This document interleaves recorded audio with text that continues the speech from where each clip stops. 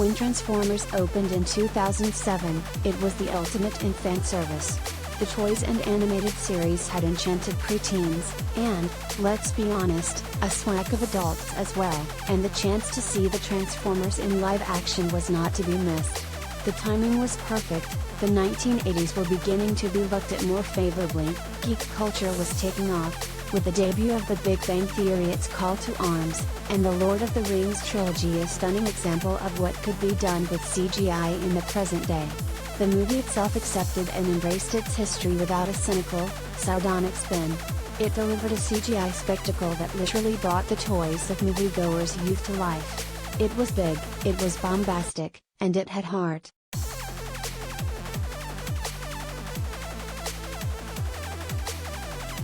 Collider video of the day.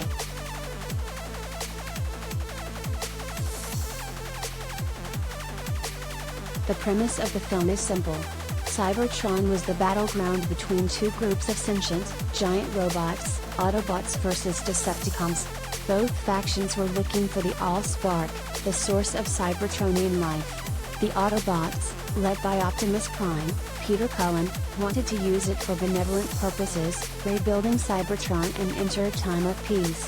The Decepticons, led by Megatron, Hugo Weaving, wanted it so they could destroy the Autobots and conquer the universe.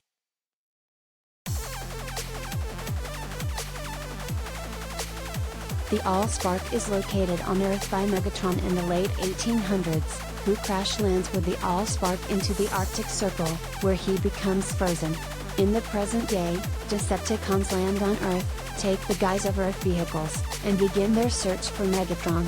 Autobot Bumblebee, Mark Ryan, is also on Earth, disguised as Sam Witwicky's Shia LaBeouf, 1976 Chevrolet Camaro, and sends a homing signal to his fellow Autobots, who soon land on Earth, also disguising themselves as various vehicles. The battle resumes on Earth, and with the help of Witwicky and the Air Force the Autobots defeat the Decepticons. In doing so, the All-Spark is destroyed, and as a result Optimus sends a signal to any other Autobot survivors to come to their welcoming new home, Earth.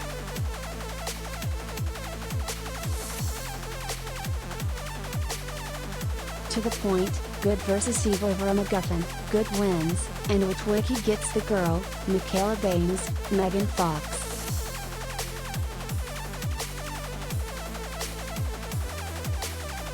Transformers was never going to win any big awards, but it was never meant to. Apart from a plot device where the coordinates of the All-Spark and Megatron are imprinted on the eyeglasses of Witwicky's ancestor, there isn't some big reveal about how the history of man is inextricably tied to Cybertron, at least not yet. We'll get there. Giant robots fought on a different planet, now they're fighting on ours. End of story. The animation that brought the Transformers to life was amazingly detailed, with cogs and wheels twisting and turning to make the transformation not only realistic but plausible. They brought back the voice of Optimus Prime, Peter Cullen, from the original animated series, a move that was highly praised by the fanbase. Small changes from the source material worked overall, like how Megatron historically transformed into a Walter P-38 pistol, of varying sizes depending on what the story required, but transforms into a Cybertronian jet in the film, a conscious decision by director Michael Bay to avoid sizing changes, likening it to Darth Vader transforming into his own lightsaber to be used by someone else. The very definition of giving the people what they want.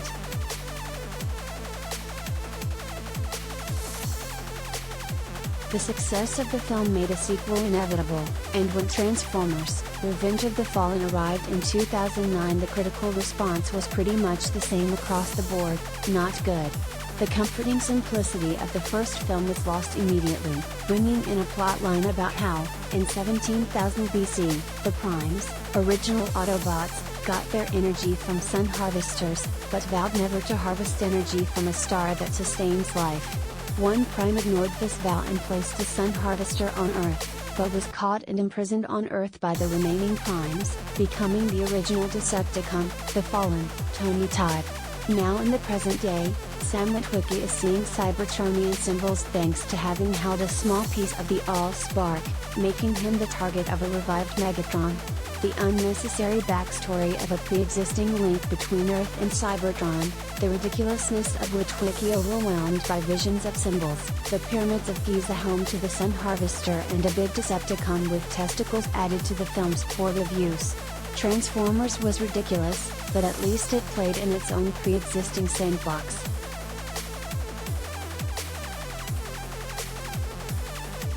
The franchise would continue to try and create a history between Earth and Cybertron, as if to justify its existence rather than allowing Earth to simply be a sanctuary.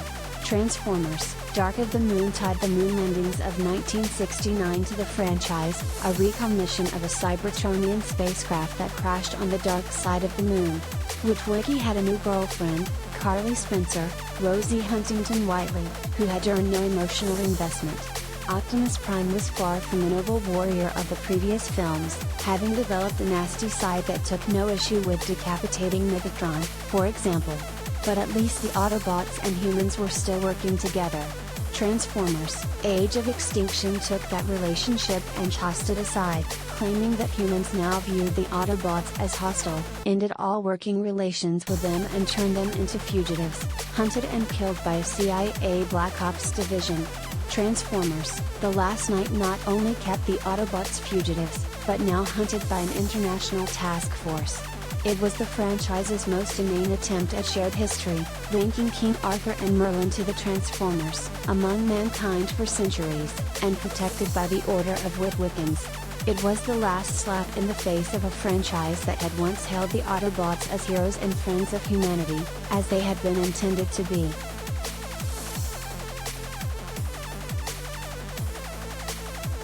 It wasn't until 2018's Bumblebee that faith in the franchise would be restored. A critical and financial success, Bumblebee brought the heart back to the franchise, ditching the ridiculous history and heartless action to a simpler tale of a good Autobot, Bumblebee, Dylan O'Brien, his warming relationship with an 18-year-old girl, Charlie Watson, Haley Steinfeld, and his fight against two evil Decepticons that have arrived on Earth. And arguably the best line out of any film in the franchise, they literally call themselves Decepticons. That doesn't set off any red flags? From Agent Burns, John Cena.